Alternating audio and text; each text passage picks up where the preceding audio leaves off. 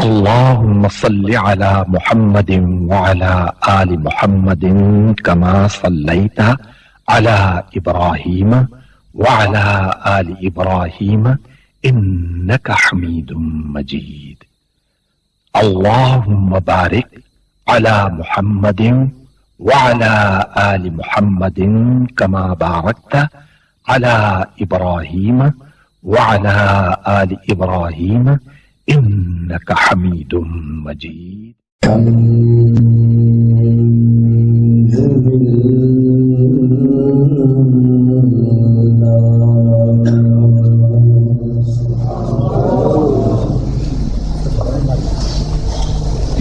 الحمد لله رب العالمين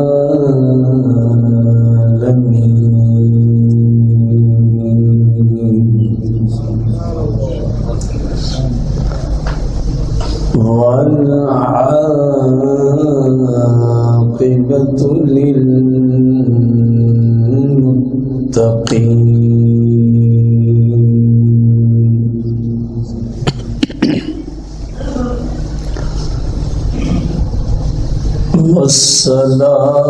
والصلاة والسلام على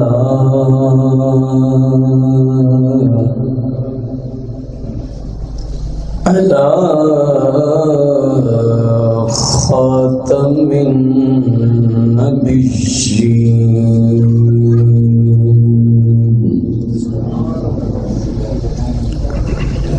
وعلى آله وأصحابه وأزواجه وعلماء ملته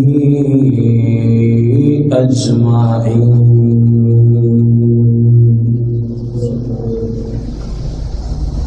أما بعد، فأعوذ بالله من الشيطان الرجيم. بسم الله الرحمن الرحيم. قال الله تبارك وتعالى في القرآن المجيد والفرقان الحميد: إن الله وملائكته يصلون على النبي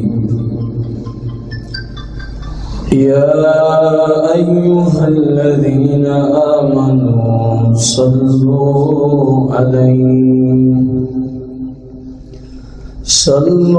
عليه وسلموا تسليما.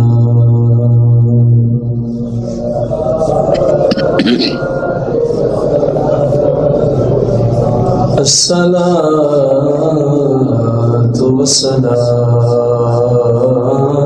عليك يا سيدي يا رسول الله. الصلاة والسلام عليك يا سيدي يا حبيب الله.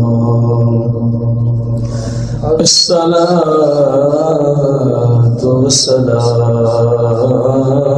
عليك يا سيدي يا شفيع المذنبين. الصلاة والسلام عليك يا سيدي يا رحمة للعالمين. الصلاة والسلام عليك یا سیدی یا جد الحسن والحسین مولاي صل وسلم دائما أبدا على حبيبك خير الخلق كلهم.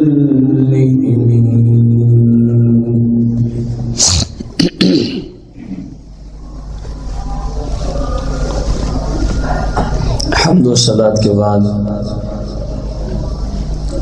سامعین محتشم، بزرگوں، دوستوں اور بھائیوں، خالق لم یزل کا لا تعداد احسان ہے، اس نے ہماری زندگیوں میں ایک مرتبہ پھر نہایت ہی مقدس دن 12 ربیع الاول شریف عطا فرمایا ہے، اور مزید فضیلت کی بات یہ ہے کہ دن بھی 12 ربیع الاول کا اور آیا بھی جمعۃ الوداع، یعنی ہم یوں بھی کہہ سکتے ہیں عیدوں کی عید کا دن خود عید کے دن میں آیا، کیونکہ حدیث میں جمعہ کو عید قرار دیا گیا ہے، اور جو 12 ربیع الاول ہے قرآن و سنت کے دلائل کی روشنی میں یہ تمام عیدوں کی بھی اصل عید یہی ہے کہ اگر یہ دن نہ ہوتا تو پھر نہ ہی عید الفطر ہوتی اور نہ ہی عید قربان ہوتی، اس حیثیت سے یہ عیدوں کی بھی عید ہے، اور آج پھر مسلمانوں کی ڈبل عید ہے۔ ظاہر بات تو مسلمان کی ہے نا، صبح بھی آپ نے سماعت فرمایا دلائل قاہرہ کی روشنی میں کہ میلاد کی خوشی صرف مسلمان ہی کر سکتا ہے۔ اب جو موضوع ہے، اللہ کریم کا ہر نبی با اختیار ہوتا ہے۔ دو باتیں ہیں، جو بھی نبی ہوگا، کیا کہا ہے؟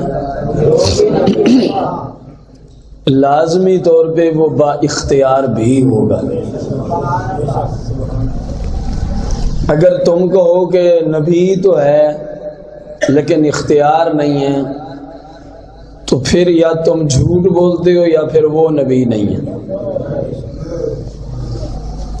یہ ضروری بات ہے، نبی ہوتا ہی وہی ہے جس کو رب مختار بنا کے بھیجتا ہے،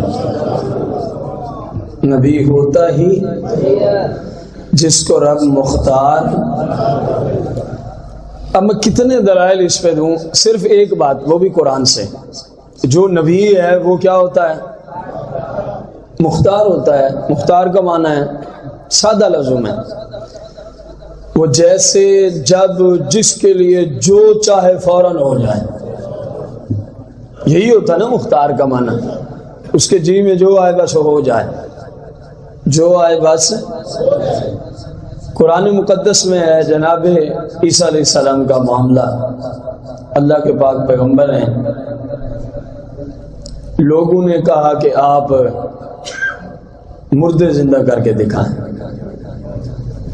کیا آپ نے ایک کیا، دوسرا کیا، تیسرا کیا، کہنے لگے یہ قریب قریب مرے ہیں، ہم آپ کو کسی پرانی قبر پہ لے چلتے ہیں۔ فرمایا تمہاری مرضی ہے، ہمارے ذمے تو ہے جس کو تم کہو گے ہم اس کو زندہ کر دیں گے، یہ تمہاری سوچیں ہیں کہ اس کو مرے ہوئے سال ہوا ہے، 10 سال ہوئے ہیں یا 100 سال، ہمارے اوپر اس کا کوئی تعلق نہیں۔ ہم نے کہنے قوم باذن اللہ، کھڑا ہوئے اللہ کے حکم سے، فرمایا قبر بھی چیر دے گا، کھڑا بھی ہو جائے گا۔ لے گئے جناب نوح علیہ السلام کے شہزادے کی قبر پر، سام بن نوح، کم و بیش 4000 سال پہلے ان کی ڈیتھ ہو چکی تھی، 4000 سال پہلے۔ کہنے لگے اس کو زندہ کریں، آپ نے فرمایا قوم بِإِذْنِ اللہ، کھڑے ہو جائیے اللہ کے۔ لوگوں نے دیکھا قبر کو چیرتے ہوئے وہ کھڑے ہو گئے، لوگوں نے دیکھا قبر کو چیرتے ہوئے۔ قرآن ہے کہ نہیں ہے؟ فرماتے ہیں احیی الموت، میں زندہ کرتا ہوں۔ احیی واحد متکلم کا صیغہ، فرمایا میں زندہ کرتا ہوں الموت، کس کو؟ مردوں کو میں زندہ کرتا ہوں۔ یہ نہیں فرمایا کہ اللہ زندہ کرتا ہے، فرمایا میں زندہ کرتا ہوں۔ یہ رب کا قرآن ہے۔ تو جو بھی نبی ہوتا ہے رب اس کو مختار بنا کے بھیجتا ہے۔ اب آپ سے سوال ہے، اس پہ میں نے قرآن کی ایک مختصر سی دلیل پیش کی ہے، اگر ہم اسی پہ بیٹھیں تو سارا جمعہ عیسیٰ علیہ السلام پہ ہی ختم ہو جائے۔ یہ پوری آیت اگر پڑھیں تو جو بھی نبی ہوتا ہے وہ، جو بھی نبی ہوتا ہے وہ، جو نبی ہو وہ، بولو تو صحیح نہیں ہے، جو بھی نبی ہے جس کو رب نے نبی بنایا وہ کیا ہوتا ہے؟ اور جس کو رب نے سارے نبیوں کا بھی سردار بنایا ہو۔ یار فقط نبی ہو تو مختار ہے، جو سارے نبیوں کا آقا بھی ہو، مولا بھی ہو، مددگار بھی ہو، سارے نبیوں کا سردار بھی ہو، تاجدار بھی ہو، رہبر و رہنما بھی ہو، اور بندہ منہ دیکھنے کے قابل نہیں اس بندے کا منہ، اور کہے جی جس کا نام محمد صلی اللہ علیہ وسلم یا علی ہے وہ تو کسی چیز کو مختار ہی نہیں ہے، وہ تو اختیار رکھتا ہی نہیں ہے۔ اپنے منہ کو پہلے چیک کر یہ دیکھنے کے قابل ہے جس سے تو اتنی بکواس کرتا ہے۔ جس کا نام محمد یا علی ہے کہتے وہ کسی چیز کا اختیار نہیں رکھتا؟ ارے بے وقوف انسان، جس کا نام محمد بن عبداللہ ہے نا، وہ صرف یہ نہیں کہ کسی چیز کا اختیار نہیں رکھتا، رب نے انہیں بنایا ہی مختار کو، رب نے انہیں بنایا ہی۔ اور جسے علی بن ابی طالب کہتے ہیں، جسے مولا کائنات کہتے ہیں، جیسے مولا مشکل کشا کہتے ہیں، تو کہتے ہیں کسی چیز کے وہ مالک نہیں ہے۔ سرکار نے ان پہ اتنا کرم کیا، تاجدار ختم نبوت نے اتنا کرم کیا ہے، وہ بھی اللہ کے فضل سے جو چاہے وہی ہو جاتا ہے۔ مولا کائنات بھی مختار سرکار کے وسیلے سے، سرکار دو جہاں کے، سرور دو جہاں کے وسیلے سے۔ آپ سے سوال ہے، ایک مسلمان کے لیے بیک وقت کتنی شادیاں جائز ہیں؟ جن کو پتہ ہے چلو میں قرآن پڑھ کے بتا دیتا ہوں۔ اللہ کریم قرآن مقدس میں ایک مرد بیک وقت کتنی شادیاں کر سکتا ہے اس کا نصاب بیان فرماتا ہے۔ فَانْكِحُوا مَا طَابَ لَكُم مِّنَ النِّسَاءِ مَثْنَىٰ وَثُلَاثَ وَرُبَاعَ،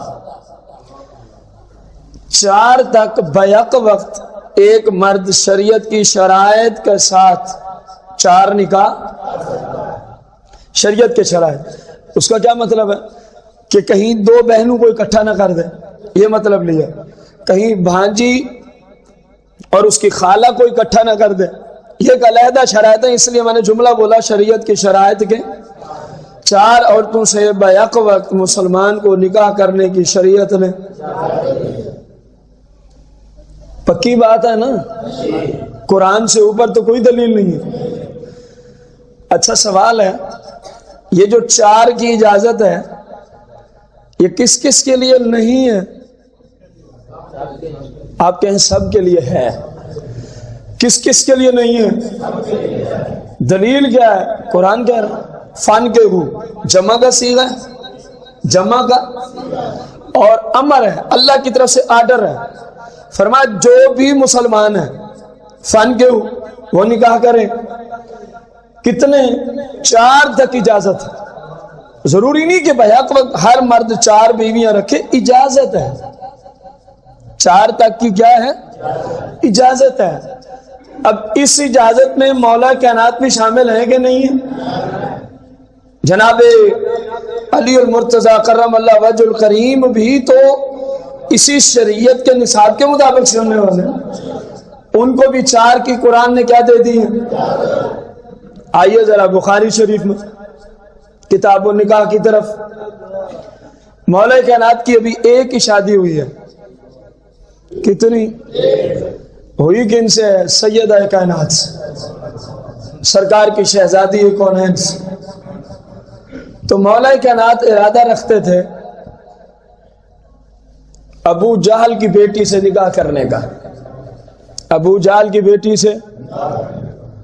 سیدہ کائنات کو پتہ چلا تو سرکار کی بارگاہ میں چلی گئی، یا رسول اللہ علی نکاح دوسرا کرنے کا ارادہ رکھتے ہیں، اسلام نے منع تو نہیں کیا نا؟ دوسرا نکاح اسلام میں منع،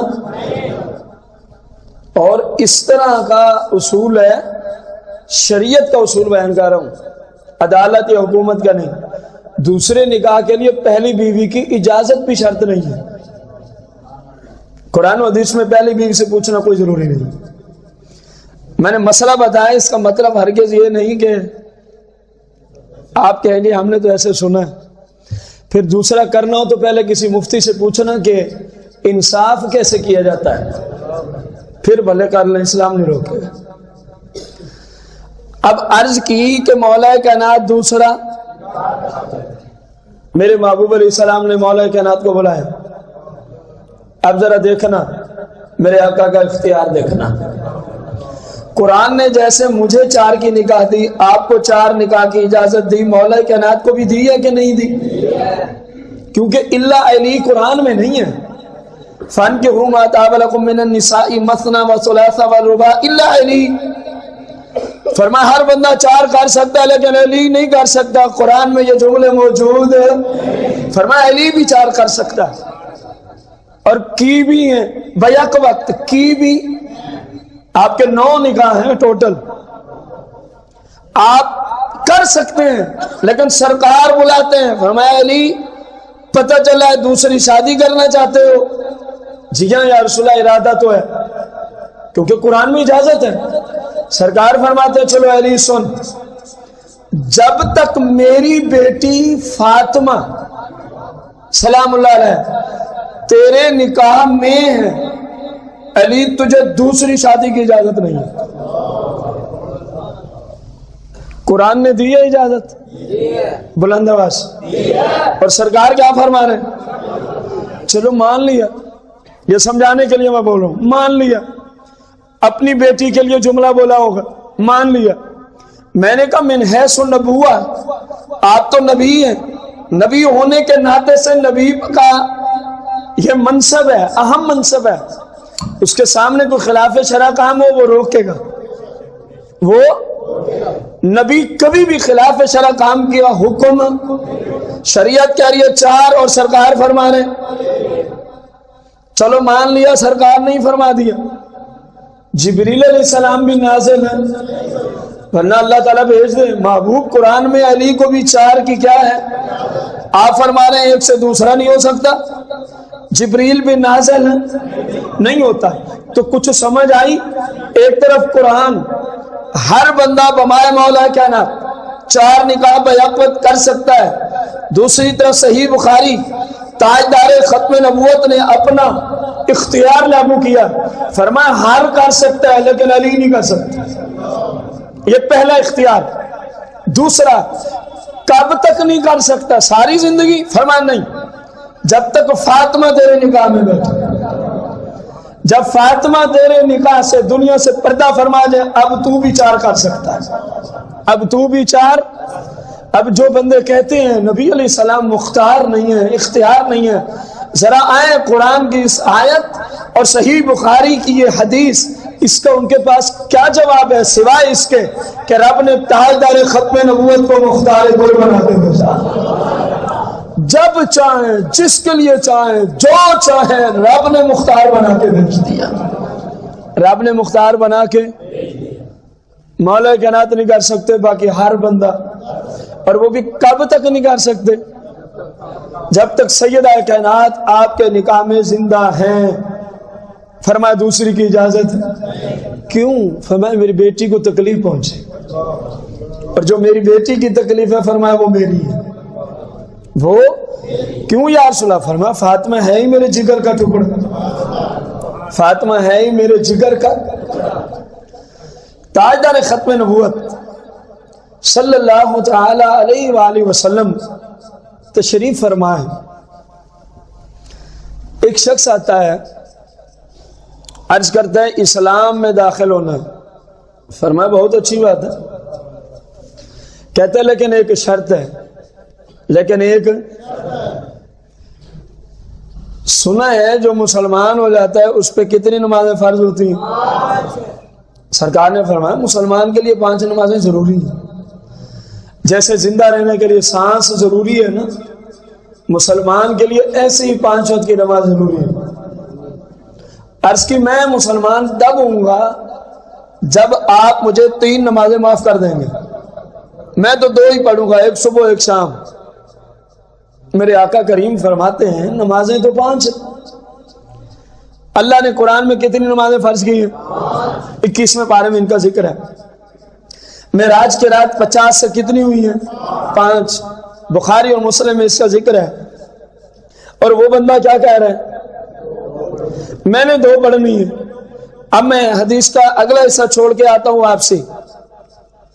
عرب و عجم کے جتنے مفتی ہیں، عرب و عجم کے جتنے، کسی مفتی کے پاس کوئی کافر چلا جائے اور کہے میں اسلام قبول کرنا چاہتا ہوں لیکن آپ آج کے دن کی فقط 1 نماز مجھے معاف کر دیں، وہ پوری زندگی کے لیے کہہ رہا ہے اور 3 کہہ رہا ہے، اور یہاں فقط 1 دن کی نماز اور وہ بھی 1۔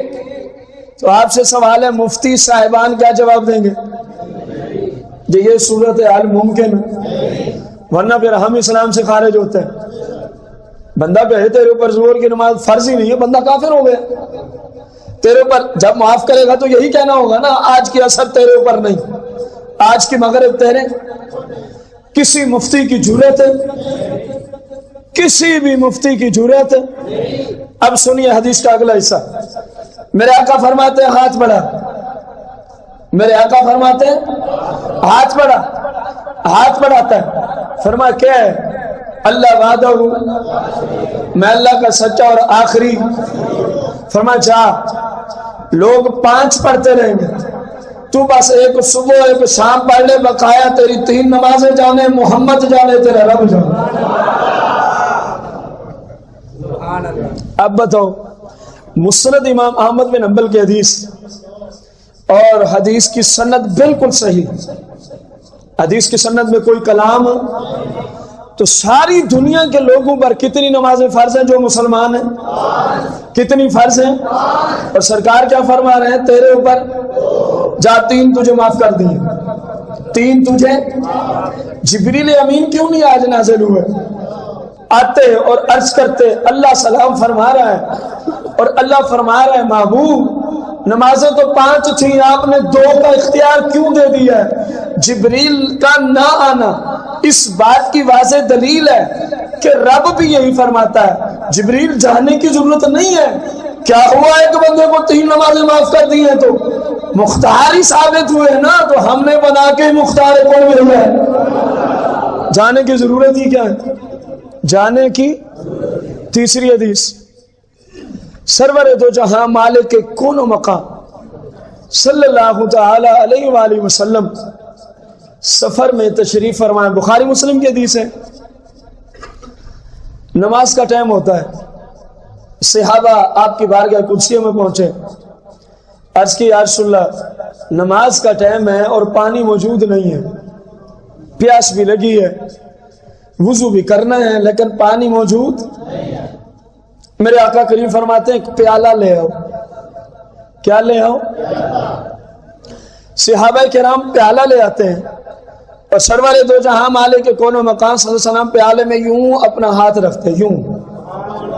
یہ دیکھیں یہ کیفیت تھی جو بخاری مسلم حدیث ہے، اور یہ یہ جو حدیث سنا رہا ہوں یہ مختلف مواقع پہ کئی بار ہوا، یہ صرف ایک مرتبہ کی بات نہیں، مختلف سفروں میں کئی بار پانی ختم ہوا اور سرکار نے پھر یہی کیا جو میں آپ کو سنانے چلا ہوں۔ پیالہ آیا سرکار نے، اس میں جیسے ہی پیالے میں ہاتھ رکھتے ہیں تو انہی سے ہی پوچھ لے، آج جو رولے ڈالے ہوئے ہیں مختار نہیں ہے، مختار نہیں ہے، جنہوں نے دیکھا تھا انہی سے ہی پوچھ لے، صحابہ سے ہی پوچھ لے۔ پھر کیا ہوا؟ کہتے ہیں ہم نے دیکھا سرکار کی ہر انگل مبارک سے پانی کا چشمہ رواں دواں ہو گیا، ہر انگل مبارک سے پانی کا چشمہ رواں دواں ہو گیا۔ صحابہ نے وضو کیے، اپنے مسکیزے بھرے، خود پیے، جانوروں کو پانی پلایا۔ پانی ختم ہونے کا نام کب ختم ہوتا ہے؟ جب ہاتھ مبارک کھینچ لیتے۔ ہاتھ سے پانی کے چشمے جاری ہوتے۔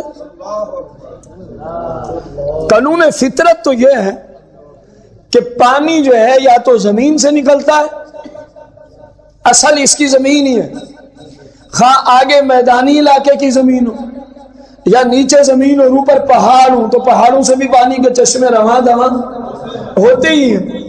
ایسے ہے کہ نہیں ہے؟ یہ ہے فطرت، یہ ہے فطرت کہ پانی زمین سے نکلتا ہے، پانی زمین سے نکلتا ہے، پانی پتھروں سے، اصل زمین ہے وہاں سے نکلتا ہے۔ اور آج خلاف فطرت کہاں سے نکل رہا ہے؟ سارے بھائی بولے کہاں سے نکل رہا ہے؟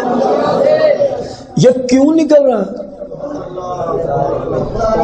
جو کہے نا نبی علیہ السلام کو اختیار نہیں ہے، ہمارے جیسے، اس کو کہنا قبلہ چلو ایک چشمہ جاری کر کے دکھا دے، وہاں تو 5 ہیں، ہر انگل سے الگ، ہر انگل مبارک سے پانی کا چشمہ الگ، جو برابری کا دعوے دار ہے، جو کہتا ہے نبی ہمارے جیسا ہی بشر ہے اور نبی کو کوئی اختیار نہیں ہے، اس کو کوئی جھگڑا ہی کوئی نہیں ہے۔ بخاری کی حدیثیں تجھے دکھاتے ہیں، تو کتنی سند کے ساتھ یہی حدیث دیکھنا چاہتا ہے کہ تجھے تسلی ہو جائے کہ واقعی سرکار مختار کل ہے۔ تو صحیح ان کے مدرسوں میں جن کو بخاری پڑھنی آتی ہے، تو صحیح، اور نہیں یہ اور بخاری پڑھاتے ہیں۔ میں نے کہا بات ہی ختم کرتے ہیں، جو تیری لائبریری میں بخاری موجود ہے اسی کو اٹھا کے آ جا۔ یہ ہمارے اوپر اعتراض ہے، یہ جو بخاری پڑھاتے ہیں وہ اور ہے۔ اور جاہلو نادانو، پورے ورلڈ میں بخاری ایک ہی ہے، بخاری چلو مان لیا ہماری لائبریریوں میں اور ہے، حالانکہ ہمارے پاس جو چھپی ہے وہ ہے بھی سعودی عربیہ کے چھپی ہوئی، اور کا تصور تو تب جب بریلی سے چھپی ہو، یہ تو چھپی بھی نجد سے ہے، ریاض سے۔ ریاض کا پرانا نام نجد ہے، کیونکہ حدیث میں نجدیوں کی مذمت آئی ہے نا، پھر انہوں نے چینج کر کے نجد کو ریاض بنا دیا، نجد کو ریاض بنا دیا۔ اب یہ تو وہاں سے چھپی ہے، چلو تو اس کو بھی نہ مان، اپنی لائبریری سے بخاری لے آ، ہم تجھے دکھائیں گے سرکار نے ہاتھ رکھا تو ہر انگل سے پانی کا چشمہ رواں دواں ہو گیا۔ اور تجھ سے یہ کسی صورت ممکن ہے؟ کسی بھی صورت ممکن ہے؟ تو پھر مماثلت کے دعوے چھوڑ دے، پھر نبی علیہ السلام کو مختار کل نہ ہونے والا نظریہ چھوڑ دے، بلکہ یہی رکھ جو مسلمانوں کا عقیدہ ہے، جو صحابہ اہل بیت کا عقیدہ ہے کہ سرور دو جہاں مختار ہے۔ سب بھائی بولیں گے سرور دو جہاں مختار ہے، آپ مختار ہیں، آپ مختار ہیں۔ صحابہ کہتے پانی کے کتنے چشمے، ہاتھ کھینچا تو پانی رک گئے۔ اب آپ نے سوچا تو ہوگا کہ وہ پانی کے چشمے کہاں چلے گئے؟ پیالے میں ہیں تو انگلیوں سے پانی کے، خلاف فطرت۔ میرے پاس وقت نہیں، ورنہ میرے ذہن میں ہے موسیٰ علیہ السلام کا عصا اور وہ پتھر وہاں سے نکالنا، کیونکہ وقت بہت کم ہے، ہم نے کچھ اور بھی عرض کرنا ہے۔ خلاف فطرت پانی کے چشمے جاری کرنا، یہ اللہ کی طرف سے اگر یہ منصب ملا ہے تو صرف تاجدار سرور دو جہاں کو ملا، اور کسی نبی کو رب نے یہ منصب دیا۔ صحابہ کرام جب سفر سے واپسی ہوئے تو پوچھا گیا، یہ صحابہ کی عادت ہوتی جو سفر میں ساتھ ہوتے، اور سفر میں جو بھی سرکار کا معجزہ دیکھتے نا، واپسی آ کے جو نہیں ہوتے ان کو بیان کیا کرتے تھے. جو ساتھ تھے مدینے میں آ کے بیان کر رہے تھے. پانی ختم ہو گیا تھا، مشکل میں پھنسے ہوئے تھے، نماز کا مسئلہ تھا، پیاس کا مسئلہ تھا، جانوروں کی پیاس، ہماری اپنی پیاس. تو کہا پھر حل کیسے ہوئی مشکل؟ کہا پریشانی کیا ہے، مشکل کچھ آپ بھی تو ساتھ ہی تھے. ہم سرکار کی بارگاہ میں چلے گئے اور اپیل کی پانی نہیں ہے، مشکل میں پھنسے ہوئے ہیں، بس پیالے میں جو ہاتھ رکھا تو ہر انگل سے پانی کا. تو اگلا صحابی پوچھتا ہے تمہاری تعداد کتنی تھی؟ صحابہ کتنا سرکار کے معجزات اور اختیار کو دیکھنے میں حریص تھے. کافی تھا کہ پانی کے چشمے جاری ہوئے. کہا نہ تمہاری تعداد. اگلا بھی تو سرکار کا ہی غلام ہے نا. انہوں نے یہ نہیں بتایا کہ کتنے تھے، انہوں نے کہا بھائی کیا پوچھتا ہے تو کتنے تھے؟ اگر ہم 1,00,000 بھی ہوتے لکفانا تو تب بھی چشمے کافی ہوتے. یہ اور بات ہے کہ ہم 1400 سے آباد، یہ اور بات ہے کہ ہم 1400 صحابہ کرام علیہم رضوان تھے. اب غور کریں آپ، 1400 افراد نے وضو بھی کیا، پانی بھی پیا اور مشکیزیں بھی بھرے، ان کی سواریوں نے بھی پانی پیے، اور وہ سارا پانی کا فیض کہاں سے جاری ہو رہا ہے؟ تاجدار ختم نبوت صلی اللہ علیہ وآلہ وسلم تشریف فرمائے. تشریف صحابہ میں تشریف. ذرا غور سے بات کو سننا. آپ صلی اللہ علیہ وسلم صحابہ کرام میں صحیح بخاری میں حدیث موجود. کس کتاب میں؟ صحیح بخاری میں حدیث مبارکہ موجود. حضرت جابر میرے آقا کی بارگاہ میں حاضری دیتے اور ہاتھ جوڑ کے عرض کرتے ہیں یا رسول اللہ میرے والد کا انتقال ہو گیا اور والد صاحب پر ایک یہودی کا قرض تھی کھجوروں کی صورت میں. اب ٹائم آ گئے، ہمارے پاس کھجوریں اتنی کہ اس کا قرض پورا کر سکیں. یا رسول اللہ میں اس کے پاس بھی گیا، اس کو کہا یار قسطیں کر کے لے لے، لیکن وہ یہودی ہے، وہ مانتا ہی نہیں، کہتے میرا ٹائم آ گیا، ساری کھجوریں ابھی چاہیے. اور جو ہمارے باغ میں لگی ہوئی ہیں اگر ہم کئی سال تک بھی توڑ توڑ کے دیتے رہیں تو قرض پورا نہیں ہو سکتا. جملے کئی سال تک بھی توڑ توڑ کے دیں تو قرض پورا. آپ مہربانی فرمائیں یہودی کو کہیں وہ قسطیں کر لے. یہ آج بھی یہ معاملہ عرف میں پایا جاتا ہے معاشرے میں. میری بات کوئی نہیں مان رہا ہوتا جو جائز بات ہے تو میں پھر تلاش کرتا ہوں یار کون سا ایسا بندہ ہے کہ جس کو میں ساتھ لے جاؤں تو یہ اس کی بات ضرور مان لے گا. معاشرے میں ہوتا ہے کہ نہیں ہوتا؟ رشتہ داروں میں بھی یہ معاملات ہوتے ہیں. تو صحابی نے بھی ایسے ہی سرکار کو تلاش کیا. سرکار نے فرمایا یہودی کو بلاؤ. یہودی آ گیا. یہ بات ذہن میں رکھنا کہ جس کو کہا جا رہا ہے یہ کافر ہے، یہودی اور کافر. سرکار نے فرمایا تو میرے غلام سے نا قسطیں کر کے قرض لے لے. ایک ہی دفعہ ان کے اندر طاقت نہیں کہ تیرا قرض واپس کرے. کئی سال بھی ان کا باغ کھجوریں دے تب بھی تیرا قرض پورا ہو سکتا، تو تجھے ایک ہی سال میں یہ کیسے دے سکتا؟ اس نے آگے سے بتا کیا کہا؟ کہنے لگا جی میرا وقت آ گیا، جو ہماری بات طے تھی میں نے ابھی لینا اور سارا یک مشتی لینا. کیونکہ کافر تھا، کیونکہ بس میرے آقا جلال میں آتے. فرمایا کوئی مسئلہ نہیں، تجھے ابھی ملتا ہے. اپنے غلام فرمایا اٹھو چلو تیرے باغ میں چلتے ہیں. حدیث بخاری یاد ہے نا؟ وہ کہہ رہے ہیں میرے باغ میں اتنی کھجوریں ہیں، کئی سال بھی یہ پھل دیتا رہے یا رسول اللہ تب بھی قرضہ پورا ہو سکتا. میرے آقا فرماتے چلو ان کے باغ میں چلتے ہیں، چلو ان کے باغ میں چلتے ہیں. تاجدار ختم نبوت صحابہ کے جھرمٹ میں چلے ہیں اس غلام کے باغ کی جانب. بس باغ کے ایک دروازے میں داخل ہوتے ہیں، ایسے ٹہلتے ٹہلتے چلتے پھرتے خرامہ خرامہ ادھر سے داخل ہوئے آگے سے چلے گئے. فرمایا چلو کھجوریں توڑی جائیں اور اس کا قرض پورا کیا جائے. نہ ہاتھ اٹھتے ہیں، نہ دعا مانگی ہے، نہ کچھ. ایک طرف سے داخل ہوئے اور دوسری طرف سے تشریف لے گئے اور فرمایا کھجوریں توڑ کے قرض. اب صحابی نے آگے سے جملے تو کوئی نہیں بولے، حق بنتا تھا کہ نہیں بنتا؟ لیکن کب؟ جب صحابہ کا عقیدہ ہوتا کہ اختیار، اگر یہ عقیدہ ہوتا صحابہ کا تو پھر فوراً اپیل کرتے، یا رسول اللہ میں کہہ تو چکا ہوں کئی سال بھی پھل دے تب بھی قرضہ پورا، اور آپ فرما رہے توڑو اور پورا کر کے دو. صحابی بولتا نہیں ہے، معلوم ہو گیا کہ صحابہ کا عقیدہ تھا بس جو کہہ دیا ہو گیا، جو کہہ دیا، جو فرما دیا. تو گویا صحابہ بھی سرکار کو مختار ہیں. ذرا آگے بھی چلنا، ایک بات آئے گی میں اسی اصول کے تحت پھر آپ کو یاد کرواؤں گا. فرمایا چلے، تشریف لے گئے، فرمایا کھجوریں توڑی جائیں، یہودی کا قرض پورا کر دیا جائے. صحابی کہتا ہے ہم نے کھجوریں توڑنا شروع کر دی، بات کوئی بھی نہیں کی کیونکہ پتہ چل گیا اب اختیار لاگو کر دیا، اب پورا ہوگا. اب سننا اسی صحابی سے.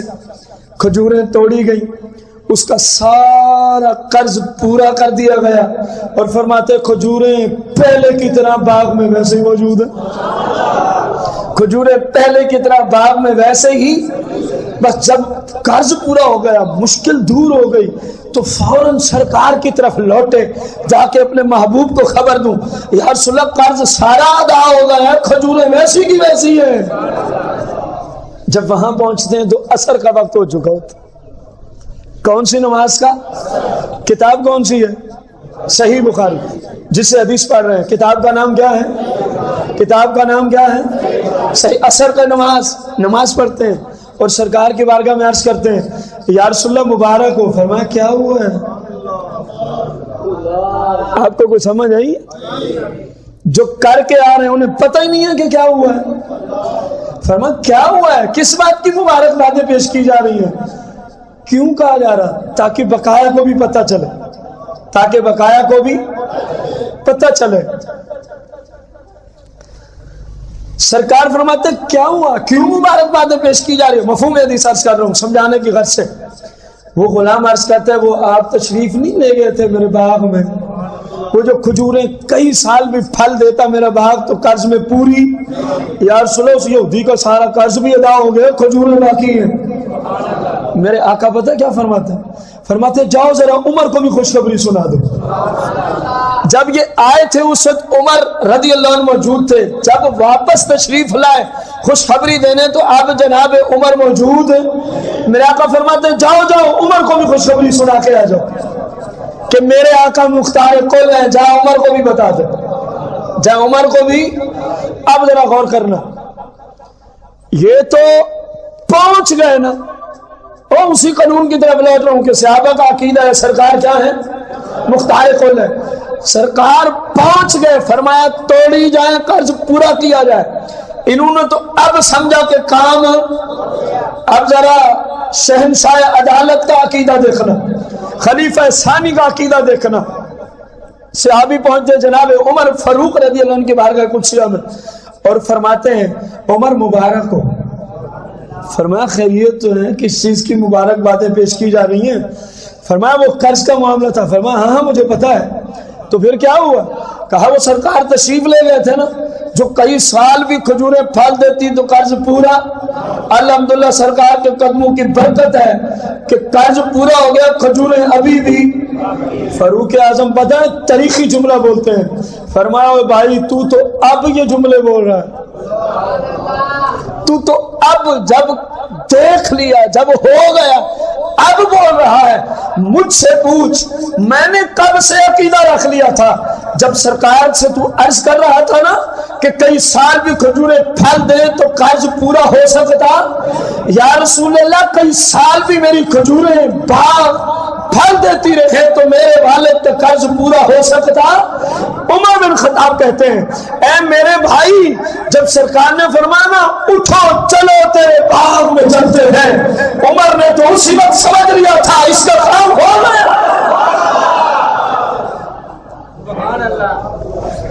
یہ کن کا عقیدہ ہے؟ خلیفہ ثانی کا عقیدہ دیکھا نہیں، پریکٹیکلی طور پہ ان کے سامنے کھجوریں پوری نہیں ہوئی، ابھی باغ میں تشریف نہیں لے گئے، بس اتنے جملے بولے چلو پھر یہ بھی قسطیں کرتا تو ہم کس لیے، چلو تیرے باغ میں چلتے ہیں۔ شہنشاہ عدالت خلیفہ ثانی سید عمر بن خطاب رضی اللہ عنہ کے تاریخی کلمات آج بھی بخاری میں موجود ہیں۔ اس صحابی کو کہتے ہیں آپ تو پورا کر کے مبارکباد دینے آئے ہوئے ہیں، عمر نے تو اسی وقت ہی سمجھ لیا تھا جب سرکار نے فرمایا چلو تیرے باغ میں چلتے ہیں، فرمایا میں نے اس وقت سوچ لیا تھا بس اس بندے کی مشکل کشائی ہو گئی۔ یہ صحابہ ہیں جو سرکار کو اس لیول، اس درجے کا مختار کل مانتے ہیں۔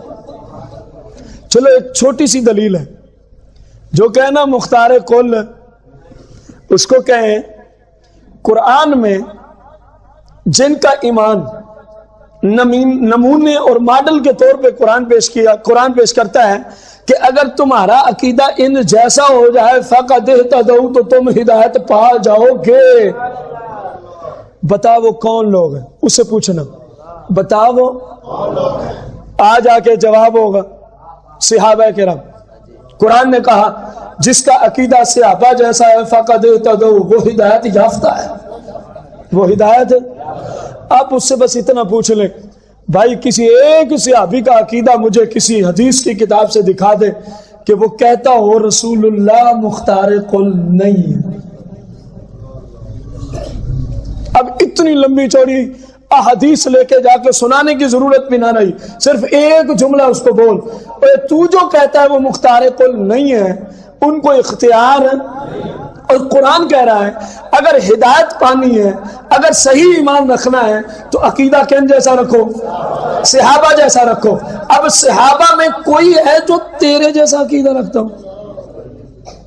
وہ آ جا کے کہے گا صحابہ میں کوئی ہے جو تیرے جیسا، آپ کو کہے گا، آپ کو تو کہتا ہے کوئی، تو کسی پہ ہاتھ رکھ ہم دکھا دیتے ہیں، وہ بھی کہتا ہے سرکار مختار کل، وہ بھی کہتا ہے سرکار مختار، وہ بھی کہتا ہے سرکار مختار، تو ایک کی بات کرتا ہے، وہاں سارے یہی کہتے ہیں کہ تاجدار ختم نبوت مختار، تاجدار ختم نبوت مختار، آخر تک آواز آئے تاجدار ختم نبوت مختار ہے، تاجدار ختم نبوت مختار ہے۔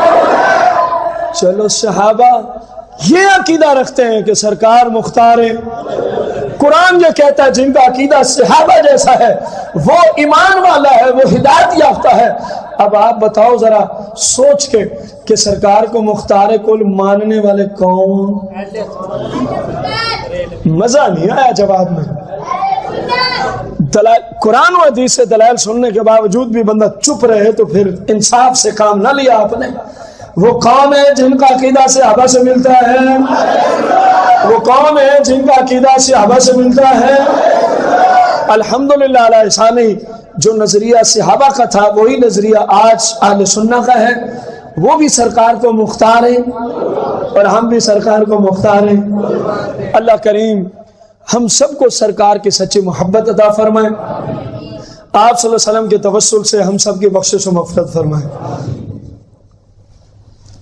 سوال ہے، وعلیکم السلام، صفائی جب نصف ایمان ہے تو پھر صحابہ کرام نے سرکار صلی اللہ علیہ وسلم کا خون کیوں پیا ہے؟ جب صفائی نصف ایمان ہے تو صحابہ نے سرکار صلی اللہ علیہ وسلم کا بول مبارک، پیشاب مبارک کیوں پیا ہے؟ اس کے جواب کے لیے تو مجھے بہت سارا ٹائم درکار ہے، میں صرف اسی سے پوچھنا چاہ رہا ہوں جس نے یہ لکھا ہے، جس نے یہ، تجھے چھوڑیں اس بات کو، تجھے پتا ہے کہ صفائی نصف، بلند آواز سے، تجھے پتا ہے کہ صفائی نصف، جو رسول اللہ کے شاگرد ہیں انہیں پتا نہیں تھا؟ کاش کہ میری بات سمجھ آ جائے۔ اور یار میرے جیسے نکمے بندے کو پتا ہے، میرے جیسے لا علم اور ان نفوس قدسیہ کے علم کی طرح میں نسبت کروں تو مجھے اپنے علم پہ شرمندگی ہو۔ اگر ان نفوس قدسیہ وہ علم کے سمندر و پہاڑ تھے، اگر میرے جیسے نااہل شخص کو، میرے جیسے لا عالم شخص کو پتا ہے کہ صفائی نصف ہے، تو پھر مولا کائنات کو بھی پتا تھا صفائی نصف ہے؟ اگر نہیں تھا تو قال نبی صلی اللہ علیہ وسلم انا مدینۃ العلم وعلی بابها، انا مدینۃ الحکمت وعلی بابها۔ سرکار فرماتے ہیں جس حکمت کا میں شہر ہوں، جس علم کا میں شہر ہوں، اسی حکمت کے شہر کے دروازے، اسی علم کے شہر کے دروازے مولا کائنات ہیں۔ انہیں پتہ نہیں تھا صفائی نصف ایمان ہے، تو پھر سرکار کا خون کیوں چوس رہے تھے؟ انہیں پتہ نہیں تھا جو سرکار کے لیکچر سنتے تھے کہ صفائی نصف ایمان ہے، پھر میرے آقا کریم کا بول مبارک کیوں پی رہے تھے؟ اور میرے بھائی تیری سوچ میں فتور ہے، تیرے نظریے میں فتور ہے، تیرا نظریہ باطل ہے، تیرا نظریہ خلاف قرآن و سنت کے قانون ہے، تیرا نظریہ اسلامی قوانین کے خلاف ہے۔ اور میرے بھائی صفائی واقعی نصف ایمان ہے، لیکن میرے آقا کا خون بھی طیب ہے، میرے آقا کا خون طیب و طاہر ہے، میرے آقا کا پیشاب مبارک آپ کے دودھ سے بھی زیادہ پاکیزہ رکھتا ہے۔ وقت نہیں میرے پاس۔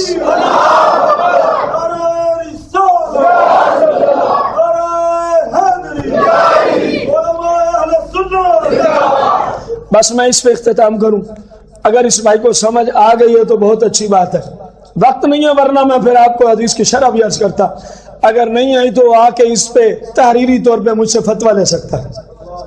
سرکار کا بول مبارک، آپ کے خون مبارک طیب و طاہر ہے، قرآن و حدیث کی روشنی میں ہم اس پہ دلائل سامنے رکھتے ہوئے تحریری فتویٰ دے سکتے ہیں۔ بس اس سے بڑھ کے میرے پاس وقت نہ ہونے کی وجہ سے اور کوئی کلمات نہیں ہے۔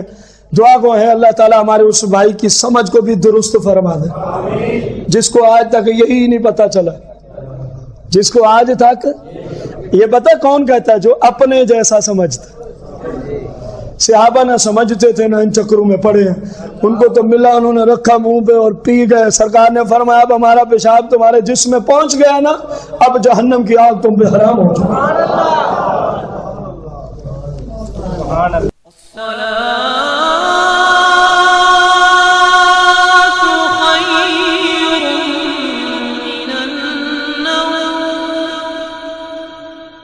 الصلاة